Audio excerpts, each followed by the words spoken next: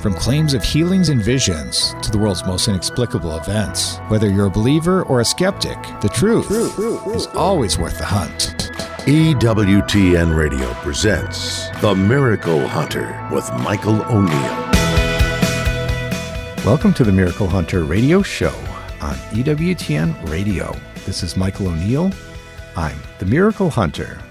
We've got a great show ahead for you today. We're so excited to be talking about something that's unknown to a lot of people, but they have a great interest in, and that is relics. We're going to be talking with Anthony Mauro about this new project called the Relic Project. He'll be, and of course, this connects with the Feast of the Holy Relics that was just behind us on November 5th, so it's a perfect time to talk about this on today's program. We're also going to be talking about an exciting new podcast that's coming out from Ascension Press. You might have remembered the Catechism in the Year, or the Bible in the Year podcast, but there's a brand new one out called the Rosary in a Year, and that's going to be hosted by Father Mark Mary Ames. He's going to be joining us on today's program to talk to us about some of the great miracles and saints that are associated with the Rosary. And check out my television series on EWTN. I've got 2 of them these days, or maybe 3 if you count Hidden Gems, the new one that's coming out about Catholic shrines around America. But you can check out Explore with the Miracle Hunter, and it airs every Saturday at 6 p.m. Eastern Time. And this week, one of my favorite episodes relates to Naples.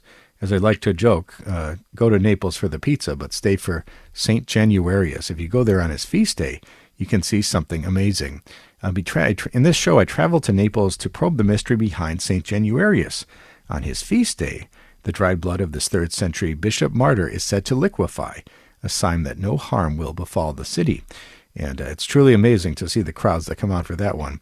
And perhaps it's a miracle that you can see with your own 2 eyes. So check that one out. Explore with the Miracle Hunter, Naples, this Saturday. And also every Wednesday at 9 a.m. Eastern Time, my series They Might Be Saints airs. And that's this week we have Father Francis Xavier Silos. And again, Wednesday at 9 a.m. Eastern, the life of Francis Xavier Silos, a renowned confessor, spiritual director, and leader of missions throughout the United States in the early 19th century, and the promising new miracle that's being attributed to him. Check that one out. They Might Be Saints, Francis Xavier Silos. Later in the show, we're going to be looking at the Might Be Saint of the Day. For this week, we've got Blessed Edward Albaldestin from England. In the year 1560 to 1594, he died. And the 365 Days with Mary project. On November 16th, we've got Our Lady Gate of Dawn from Vilnius in the year 1363. And we've got a great new episode about that one, in particular, Our Lady Gate of Dawn on the Explore with the Miracle Hunter television series, where we travel to Vilnius. So check that out on the on-demand on EWTN if you can. And the question of the week, why is the blood on the Shroud of Turin bright red? We'll see if we can answer that question later in the show. Let's take a look at miracle news. We do this every week where we look at the miracles happening around the world and those things that relate to miracles. And unfortunately, this is sort of negative news, but the Vatican sanctioned the co-founder of the Family of Mary for psychological and spiritual abuse. And just for the purposes of reporting what's making the news right now related to devotion to Mary, you might say, it was a decision confirmed by Pope Francis, and thus without the possibility of being appealed. The Vatican has found an Austrian priest who leads a pontifically recognized association guilty of psychological and spiritual abuse and imposed a series of punishments, including a 10-year ban on this ministry. And this unusually sweeping penalty is considered a reflection of the gravity of the offenses which had been charged. And the witnesses, mostly ex-members of the Family of Mary, reported that Siegel had engaged in mental manipulation, emotional blackmail, encouraged a blind and conditional cult, undermined personal consciences, using spurious theological and spiritual claims to boost his own authority and control, and blurring the boundaries between spiritual and administrative roles. And in particular, this association has been active in promoting devotion to the alleged apparition in the Netherlands called the Lady of All Nations. The phenomenon was the subject of negative Vatican evaluations in both 1974 and 2020, which were confirmed in a negative declaration in July of 2024 from the Dicastery for the Doctrine of the Faith. And they weren't associated in any way with the events of the Lady of All Nations, but this is a group that promoted that devotion. And according to the Italian news agency Adista, the family of Mary today has over 60 priests, 30 seminarians and lay brothers, 200 apostolic sisters, and a presence in much of Europe as well as Latin America and the United States. And in the wake of growing complaints from ex-members, Pope Francis ordered an apostolic visitation to the family of Mary in 2021, which was led by Archbishop Francesco Cacciucci, who retired from leading the Bari Archdiocese in 2020. So this is this new decision coming out of Rome with some sanctions for the sanctuary, the family of Mary. And in more uplifting news, you might say, Armenia is set to be the home of the world's tallest statue of Christ. And it's a monumental depiction of Christ on Mount Hatis. And once the project called Statue of Christ the Savior is finished, when it's finished, it will reach 105 meters tall, which will surpass the height of Brazil's iconic Cristo Redentor, Christ the Redeemer. So that's coming soon. You can see some of the images online. I've posted it on my Facebook page. It looks like it's about halfway done, but it's going to be an incredible work of art. So that's Armenia will be soon holding that record for the largest statue of Christ in the world. Let's take a look at Catholic Pub Trivia. We do this every week where we ask a trivia question and give out a prize to an emailer who writes in with the correct answer. And last week we were talking about Hail Mary passes in football, and the question was, what Catholic quarterback inspired the phrase Hail Mary pass? And Roger Staubach is the answer, of course. His most famous moment was the Hail Mary pass in the 1975 playoff game, the Cowboys against the Minnesota Vikings. With seconds on the clock and the Cowboys trailing 14-10, Staubach launched a 50-yard pass to wide receiver Drew Pearson, who caught the pass and strode into the end zone for a 17-14 victory. And after the game, Staubach said, he threw the ball and said a Hail Mary. Since then, any last-second pass to the end zone in a desperate attempt to score a game-winning or tying touchdown is referred to as a Hail Mary pass. And writing in with the correct answer, we had a number of people writing in. The fastest person was Cecilia Anders. Thanks so much for Cecilia for writing in. You're the winner of the prize, the image of the faces of Mary. Now this week, we're going to be talking about relics on this show. And so the question is, what city is home to the relic Santo Anello, the putative wedding ring of Mary? Again, that question is, we're talking about relics. What city is home to Santo Anello, the putative wedding ring of the Virgin Mary? I'm not quite sure if it really was her wedding ring, but that's how it's honored. And if you think you know that answer, want to win the prize, send me an email to questions@miraclehunter.com, and maybe you'll be winning the prize. And answers and winners will be posted on the show page on miraclehunter.com. We need to take a short break, but when we come back, we're going to be talking to Father Mark Mary Ames, the host of the upcoming Rosary in a Year podcast. We'll be talking about miracles attributed to praying the Rosary. Stay with us for that.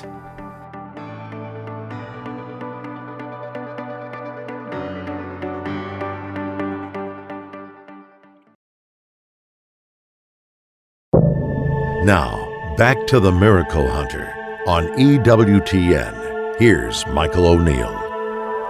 Welcome back. You're listening to the Miracle Hunter radio show on EWTN Radio. This is Michael O'Neill. I'm the Miracle Hunter.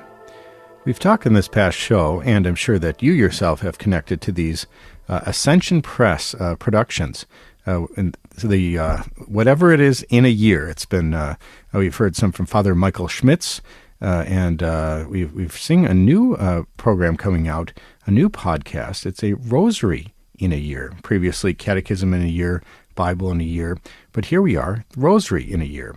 And we're excited today because we'll be talking to the host of this upcoming podcast. His name is Father Mark Mary Ames. He is the Director of Communications and the Director of Priestly Studies of the Franciscan Friars of the Renewal. You might know him as the CFRs. And the primary mission of this community is a wholehearted embracing of Jesus Christ and their Holy Father, Saint Francis of Assisi. And through their commitment to prayer and contemplation, the study of sacred scripture, fidelity to the Church and the sacraments, their fraternal life, and their generous service to others, especially the poor, the CFRs receive the nourishment necessary to live out their lives as sons of St. Francis in the Capuchin tradition. Well, we're so excited to learn more about the Rosary and this new podcast. Welcome to the show today, Father Mark Mary. Hey, Michael, thanks so much for having me. It's great to have you on, and I think that this is an exciting project, this podcast. It follows in the tradition of these Ascension Press, Bible in the Year, Catechism in the Year, etc., coming out. I know those were highly popular from Ascension Press, and we're excited to see this one coming out about the Rosary in a Year podcast. And from your point of view, what was the backstory? How did this all come to be?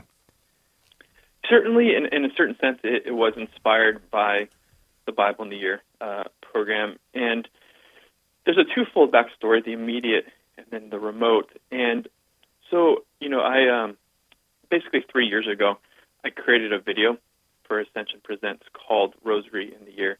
And the idea of it was how to kind of introduce someone to the Rosary. And it's based off of a lot of my own experience. I had my all-in for Jesus moment, my conversion moment as a freshman in college. And very quickly, I was told that it's a really good practice, important practice, to pray the Rosary every day. And so I started to try and do that, but I wasn't really taught how. And I fell into a bad pattern of just trying to get it done, and it became a task. And it ended up not actually being like a source of prayer for me, but kind of like a duty I had to check off. And so one of the difficulties of that was I was praying the Rosary every day, at least saying the prayers, but it wasn't an encounter with the Lord. And so soon it became difficult for me to persevere in it, and it kind of it wasn't something that I grew to really love, but it was kind of a difficulty. And so I just experienced my own self that for me it would have been helpful to slowly be able to be instructed and to build and to spend some time, if you will, like just praying with the mysteries and building up the muscle of prayer with the Rosary. And so in some ways, the Rosary in the Year idea in that initial video was for that person, the person who had never prayed the Rosary before, or the person who had tried it but was struggling with it, who had been praying it for a while, but maybe it was getting a little bit dry, in a way to have some renewal in it. But also I think in a way which, for those who are praying it and love praying it, it's an invitation to continue to go deeper. That's great. I think that there are many people in your position who may pray the Rosary as sort of a checklist item, something to power through, to sort of get done. But perhaps this Rosary in a Year podcast with Father Mark Mary Ames will encourage people to go deeper with the Rosary. So how will it all work? What's the structure of this program, this podcast? Great. And so it will, as the name infers, it is a year-long program of prayer. We can call it maybe a school of prayer. And there's 6 phases, kind of that are going to start with a little bit more formation, a little bit more talk, and then build up to where the listener is really praying and, if we will, using the tools they've picked up on their own. So the first phase is really focusing on prayer and what we're supposed to be doing with the Rosary, like how it can be an introduction to a deeper relationship with the Lord as opposed to simple rote recitation. And we're going to work on some of these basic movements of prayer, if you will, like encountering the Lord, practicing the presence of God. Like what does it mean to pray with Our Lady? And so looking at some of that. And then the next phase is going to be looking at, if you will, some of the foundational prayers. So the Hail Mary, the Our Father, the Glory Be. And it's funny, I've been a religious for about 15 years now, a little bit more than 15 years, and I still say, okay, so when we're praying the Glory Be, like, what's happening? What type of prayer is it? What's the movement? What am I doing? And so just a reminder of some of these basics of the prayers and what they mean at the service of allowing us to go deeper. And then we'll move on to kind of the largest chunk of the Rosary in the Year, which is going to be really spending a lot of times with the mysteries. And so we're going to have several passes on the Gospels and the are connected to the different mysteries. And kind of like a little bit of a teaching, like, hey, what's actually happening in the presentation? Why are they doing that? What's going on? And then calmly, and then some guided video. And then what I'm really excited about is we're going to work in a number of saint writings on these mysteries.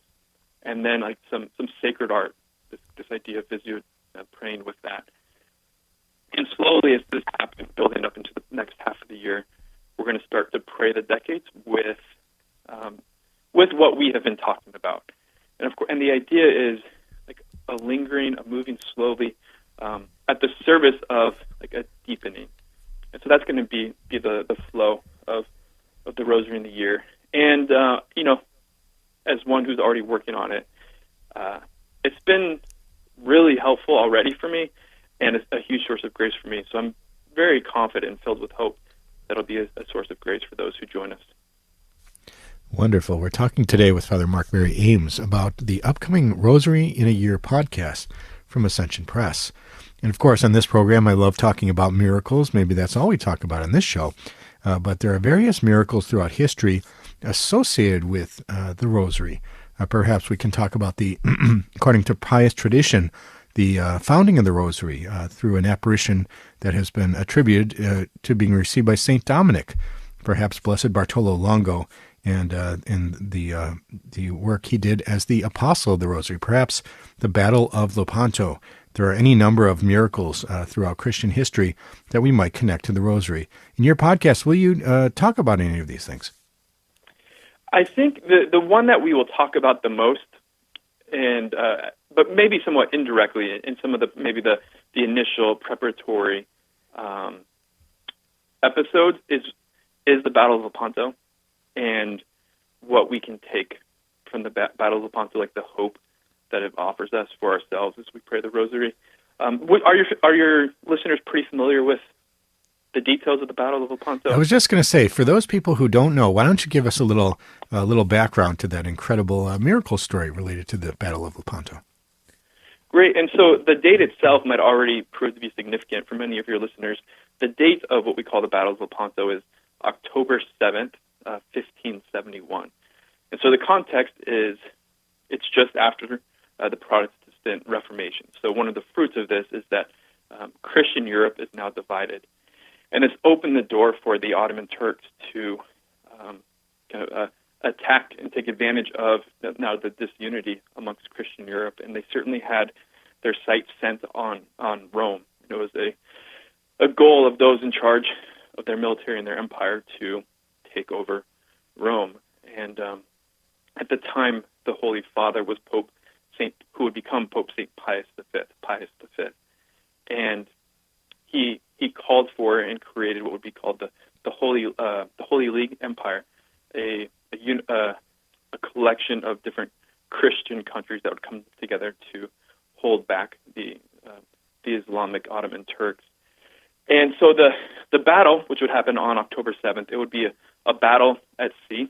Lepanto is just outside of Greece, and there would be a much larger Turkish army, which would be coming, and the Christian army would be meeting them at sea.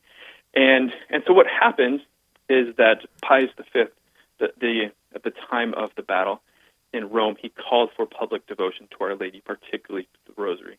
So he was calling Christians who were not going to be able to fight the fight spiritually. And so there was a great call to the Rosary. At the same time, the troops the night before the battle were all given a Rosary, and they were all invited, exhorted to pray the Rosary. And what happens is the battle is happening. The miracle of it has to do with the weather, and there was a headwind going against the Christian army, which was a huge disadvantage for a battle at sea. And then kind of miraculously, the fog parts, the wind changes, and there's an overwhelming Christian victory. And it was so overwhelming, and the details of it were so unexpected. The intercession of Our Lady was so clear that this is the event which would give birth to what Pius V would create, the Feast of Our Lady of Victories, which would also be tied up with what we call Rosary Sunday, which eventually would all become one, which is Our Lady of the Rosary, which we celebrate today as a universal memorial on October 7th. And so, that's absolutely amazing. And I think what's so important about that is our world would not be the same if that battle did not result in the way that it did. So that miracle of the Rosary was a big one. It's really allowed Christianity to flourish in the way that it has, in a big way, even in our modern world here today. And we're so grateful to you, Father Mark Mary Ames, for talking to us about the Rosary and this new Rosary in a Year podcast. As we wrap up this program today, will you quickly just mention some of the saint names that you'll be featuring? And also let us know what's the best way for people to connect to the Rosary in a Year podcast. Great. I think some of the great saints of our time, of course, are St. John Paul II, who wrote his apostolic letter on the Most Holy Rosary, Saint Louis de Montfort, Saint Mother Teresa, Saint Padre Pio. There's just so many of our most recent saints are also great saints of the Rosary. And for those who'd like to join us and are able to join us and would like to find out more, they can go to ascensionpress.com/Rosary in a year. And there's already an initial episode out which can give a broader introduction. And there's a prayer plan that they can download at Ascension Press to have a greater sense of the journey. Wonderful. Well, we're so grateful to you, Father Mark Ames, joining us today to talk about the upcoming Rosary in a Year podcast from Ascension Press. Thanks so much for being with us on today's program. Thank you again for having me, Michael. I really appreciate it. God bless. That was Father Mark Mary Ames talking to us about some of the miracles of the Rosary and also the saints who have had that great devotion over the years. I'm really looking forward to this personally, and I think for a lot of people who perhaps, as Father was mentioning, the Rosary can be something of a dry process, something of a check mark that you get done in your life. Perhaps this will allow you to grow deeper and deeper in this devotion. And so we encourage people to check that out, Rosary in a Year podcast. We need to take a short break, but when we come back, we're going to be looking at the question of the week. Stay with us for that.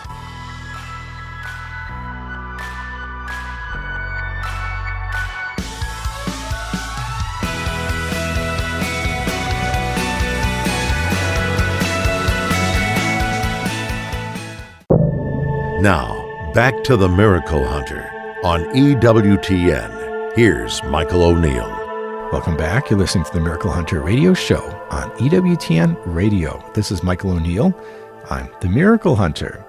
I love getting your questions. People write in from around the world with questions about miracles happening in today's world and those that have happened centuries ago.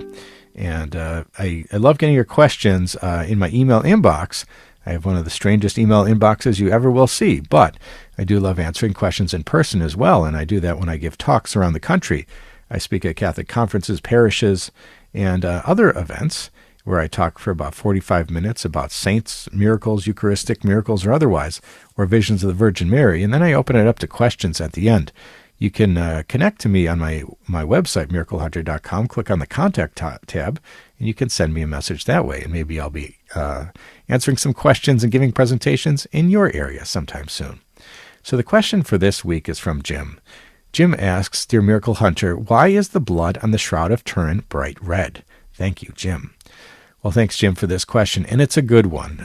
If this, in fact, is truly the burial cloth of Christ, we consider it to be the purported burial cloth of Christ, doesn't that seem kind of strange if the red marks, which are meant to be blood, are bright red, when every single person who's ever put on a Band-Aid knows that your bright red blood turns brown or black within moments or a short period of time. And this has existed at least since the 1500s, probably for 2,000 years, according to new studies. So how can this be possible? Well, there have been different theories bandied about the bright red blood, and it has been tested to be actual human blood, so we know that it's not paint. But why is it bright red? Some people have said that it must be the high bilirubin content, which would be the result of flogging or other beating, the severe trauma that Christ or the person wrapped in that cloth would have undergone. And there's a newer theory that's I've heard mentioned by Father Robert Spitzer, even on this radio show a couple of weeks ago. If you connect to the audio archive for this program, you can listen to his discussion of this. And the idea is that in the moment of the resurrection, this great blast of light, this irradiation, you might say, irradiating of the blood of and that cloth itself, perhaps causing the actual image that appeared on the cloth, but turning the blood itself to this bright red color, or preserving it that way, you might say. And so those are two theories that I've heard anyway, the high bilirubin content and the irradiated blood, which would have been necessary to produce that image on the shroud as well, that flash of light at the moment of the resurrection, according to the theory. So thanks so much, Jim, for your question. And if you have a question for the Miracle Hunter, you can send me an email to questions@miraclehunter.com, and maybe we'll be reading your question on the air next week. Let's take a look at the 365 Days with Mary project. We do this every week. We look at the way Mary is honored each and every day of the calendar year. We all know that countries have different Marian devotions, and we've heard of course, Fatima, May 13th, or Lourdes, February 11th, or Guadalupe, December 12th. But believe it or not, there's a different Marian devotion from somewhere in the world that lines up exactly to the day's date. And we're talking about feast days, the building of basilicas, the occurrence of great miracles or Marian apparitions. And there's a different way that we can see Mary connected to every day of the calendar year. And for today's date, there's the devotion, which is very near and dear to my heart, Our Lady, a Gate of Dawn from Vilnius, Lithuania. I'm part Lithuanian, and I've been to this place. And in Vilnius, I've stood just inches away from that statue, Our Lady Gate of Dawn, or that image, I should say. And we filmed an episode of Explore with the Miracle Hunter there. You can connect to that on EWTN On Demand. You can watch that episode for free. Now, the story goes that the Trinity Monastery in Vilnius received its famous icon in 1363 when Grand Duke Argydas of Lithuania brought back the image of the Mother of God as a present for his wife, taken from conquered Kherson, now in Ukraine. The people of the Lithuanian capital surrounded the city with a wall after the Tatar attack in 1503. On the outside of the eastern gate, Ostros Vertai, Gate of Dawn in Lithuanian, an icon of Jesus looked out towards the enemy lands of Russia and Mongolia, and inside, the icon of the Mother of God from Kherson looked down toward the people of Vilnius. Catholics in Lithuania and the surrounding countries celebrate the Black Madonna of Vilnius on November 16th, and that's today's date. And that is the devotion of the day, Our Lady Gate of Dawn from Vilnius in Lithuania in 1363. For more information on this fascinating devotion, or any of the hundreds of other Marian devotions from around the world, you can connect to the website 365dayswithmary.com. You can pick up the book or download the app 365 Days with Mary.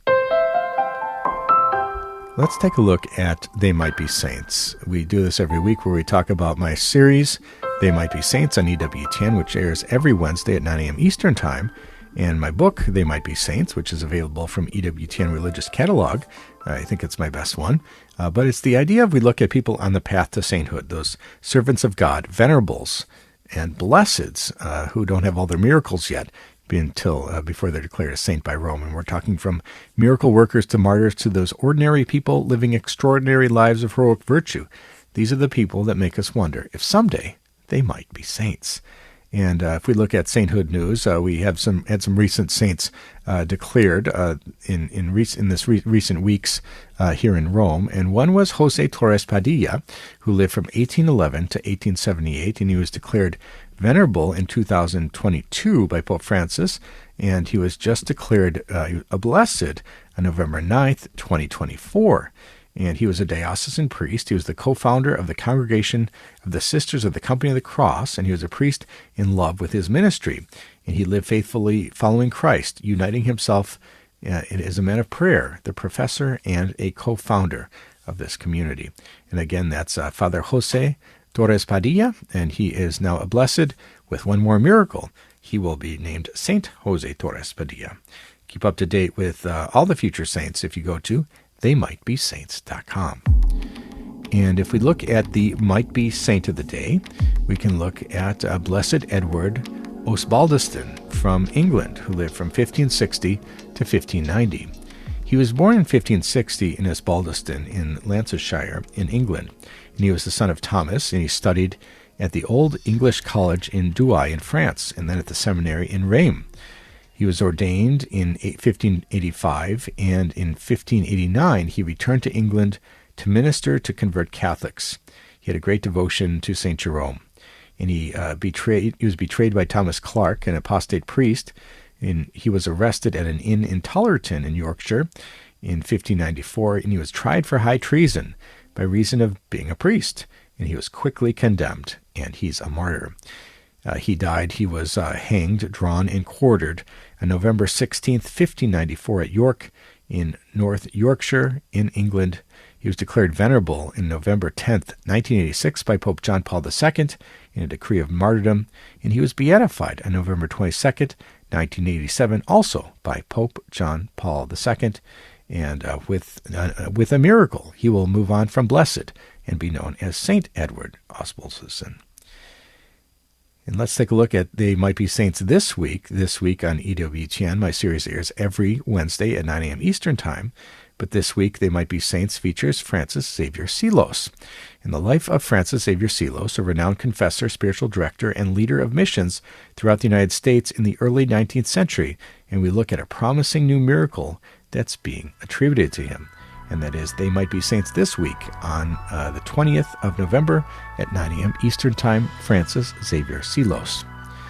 We need to take a short break, but when we come back, we're going to be talking with Anthony DeMauro about the Relic Project. Stay with us for that.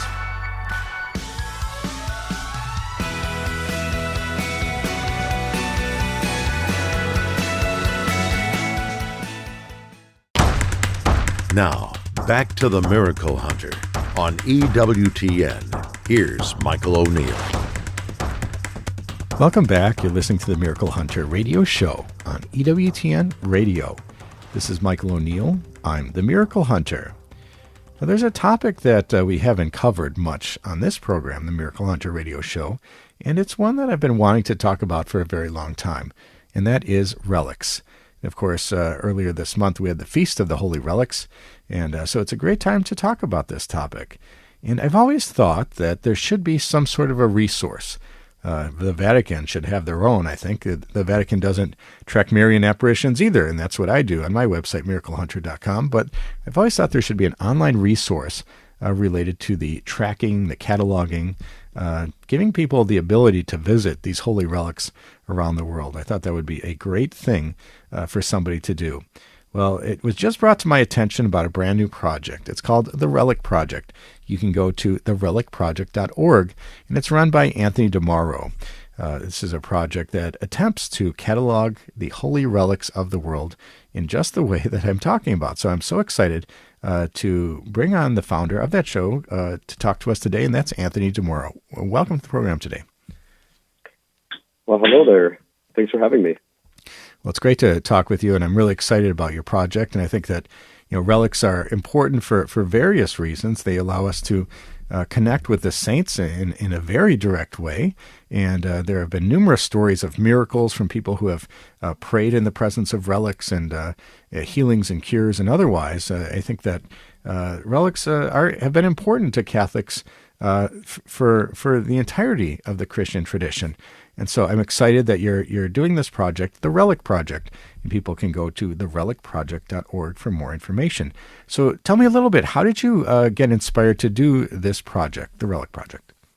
So let's start with the mission. Our mission is to create the world's first international online library/database for first and second class relics so that we as a church may know who we have in our communities and where they are.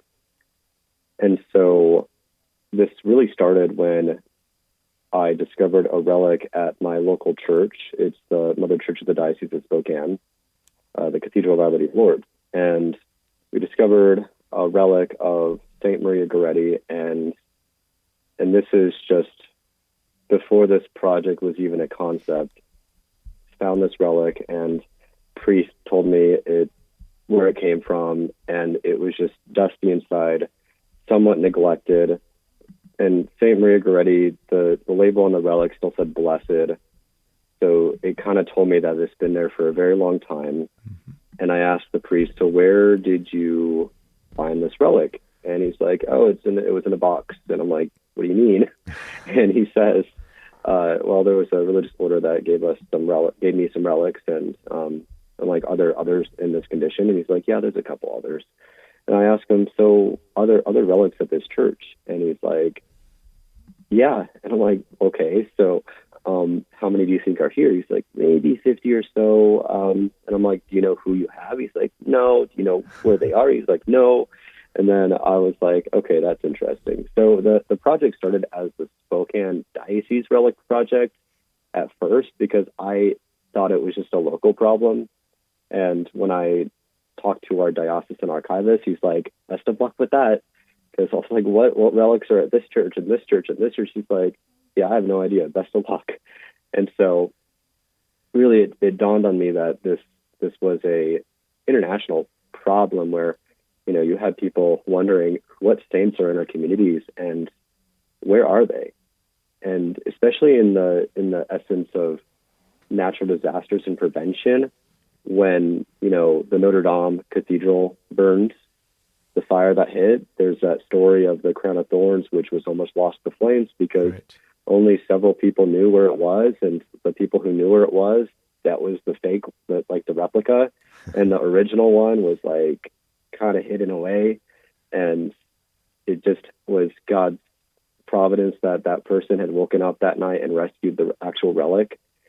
And if we had a backup list for parishes and communities all throughout the world, split between both the Orthodox and the Roman Catholic sections of Christianity, I think that would be extremely beneficial to us.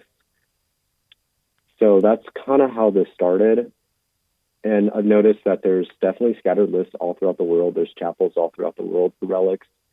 However, let's say in the future you are able to search up a relic of St. Francis of Assisi, because we actually found one at our cathedral. We found a first-class relic there. And you say, I want to know if there's any relics because I'm from Spokane, Washington, so we'll say Spokane, Washington. You look up St. Francis. And then, boom, it gives you all the locations of all the relics of St. Francis that are of public knowledge, because there's going to be some communities that don't want to publicize the relics because of, security reasons. But the relics of public knowledge will be, made available so that people can go visit them and then eventually make their own pilgrimages. And, the fun part about this is, let's say we have Pokemon Go, but for relics, like an app. And you go around the world and you travel and you discover these beautiful saints and you honor them and stuff like that. So our database will really have a public facing and then a private facing, so that people can have that security and then also have that fun to really discover the saints in their own community. We're talking today with Anthony Mauro about the Relic Project, a brand new project concept related to the holy relics of the world. And we're talking about that whole issue about there are relics out there that people cannot find. They have no idea that they're in their own diocese. Perhaps churches and basilicas and cathedrals don't even know what they have in their possession. And wouldn't it be beautiful if there was an online resource that cataloged them all that people could have access to? And so I'm excited, Anthony, that you're doing this, and I think it's very important. And what is your vision of how this will play out? Of course, this is more than a dream at this point, or more than a concept. This is a project that's in motion, but it's going to take a long time or take some effort at least to get this thing off the ground. Talk to us about the current state of the Relic Project and how you see it moving forward. So the project as is progressing smoothly as we establish our foundation. For any initiative, you have to have a good foundation, correct? Like, you got to build it well. And so we actually have a weekend strategic planning retreat this coming up, and this will help us map out the next 1 to 5 years. And currently we are in phase 1, which means that we're focused on building relationships with key organizations and supporters, promoting our mission and securing sponsors to help fund our operations. And once the database is online, we plan to launch a trial in our local diocese. And after fine-tuning the user interface to reflect our brand and forming partnerships to highlight the saints, because we'll move to a public software launch. But one of the things that we want to do is we really want to partner with other organizations so that the relics become a positive afterthought, not a negative afterthought, but a positive afterthought. So that when you look up one of the saints, like St. Francis of Assisi or St. Anthony of Padua or Blessed Carlo Acutis, you see, okay, here's their picture, here's their biography, here's resources underneath that saint name where you can, here's some prayers, here's some novenas, here's audio drama of the saints, and it helps make them alive and more personal, that personal touch, which is what we're really trying to do here. And in terms of how are we going to actually do this cataloging, so the idea is that people will have their own ability to create their own accounts and actually upload that information.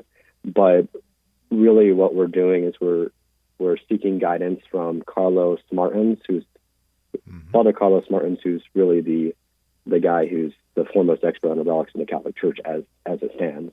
Yes. And he advised us to go out and first focus on the chapels that are already well known.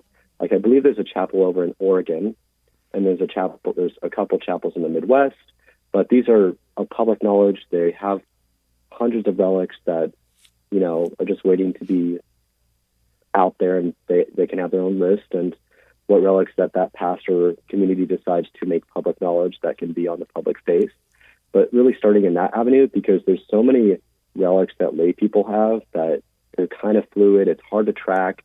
Is this authentic? Is it not? And really just trying to hone in on those chapels that are already established is really what we're hoping to do first. Wonderful. And just to clarify, we're talking about first and second class relics, correct? Yeah, and if people don't know what those are, that's first class relic is a part of the body of a saint, and a second class relic is anything that saint personally owned. And third class relics is usually where even priests and bishops get a little confused about. Like, it's anything that touches a first or second class relic, and to make a third class relic, you have to have intention. So what does that mean? It means, let's say you go up to a priest and you ask him to bless your rosary, right? You go up to a relic, a saint, because their soul is of essence with that relic. They take the rosary, they touch it on the relic, and they say, Saint so-and-so, please bless this for me. And so you can imagine in your mind that saint is really there, present, giving that blessing. And then it becomes a third class relic, and you can take that relic, that third class, and touch it on other objects and say, Saint so-and-so, can you please bless this? And there's the miracles with these things. So yeah, that's kind of the theology behind the relics. Wonderful. We're talking today with Anthony Mauro from the Relic Project. And one point of clarification as well, is this an effort for the world, or focusing on the United States first and then the world, or will it only be a United States project? So our aim is really to start local, and we've planted the mustard seed in our community. We have the endorsement of our bishop. And as we're doing this local thing, we are fine-tuning this software. We're fine-tuning our brand. We're fine-tuning what this will look like for when we launch it to the world, because we want it to be as perfect as we can possibly get it, so that people all around the world can really contribute to this. Wonderful. Well, we're so excited for this project. It's called the Relic Project. And for people who want to find out more about your progress on this, or if they want to donate to this project and see it come to fruition, what's the best place for people to go? So you can go to therelicproject.org, and we have a donation portal. And just a quick question, how do your donations help? So at the Relic Project, we know that change starts with people, like those listening to this. And may it be buying swag, purchasing office equipment, repairing damaged or neglected relics, renovating a chapel for relics, or simply helping fund our outreach initiatives. We really do believe that every act of kindness, every dollar, and every moment of your time brings us closer to achieving our mission of creating the world's first online database of Saint relics. And so that helps. But also, if you don't have the financial resource to help us out, which we really need, we believe that God will provide. And the best way to help us out is to share it. Share with your friends, family, social media. We believe your advocacy can really amplify our impact. And also, there's another way to help. You can endorse us, either if you own a business, or you can show your support that way. Send us a logo, a quote. If you're an organization and want to see how a partnership or collaboration could work with the database and the mission side of this project, reach out to us.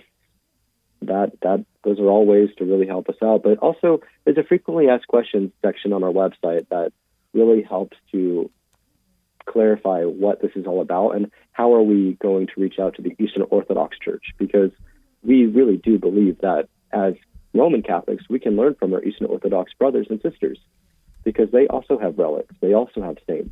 That I think this project can really be an ecumenical way of bridging that gap and bringing us closer as a community of Christians.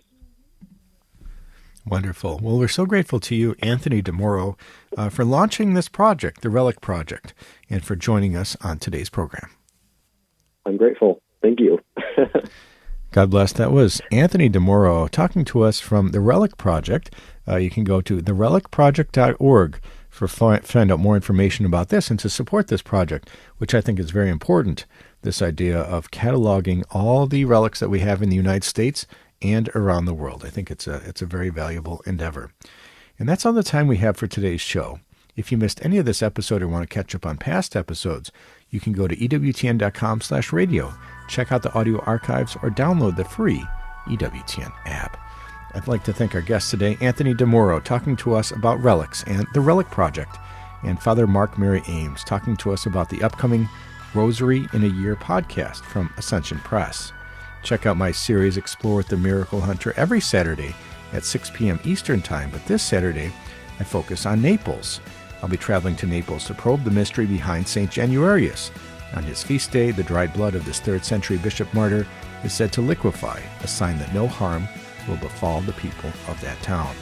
I'd like to thank you for joining me today on Miracle Hunter, where from claims of healings and visions to the world's most inexplicable events, whether you're a believer or a skeptic, the truth is always worth a hunt. Talk to you next week.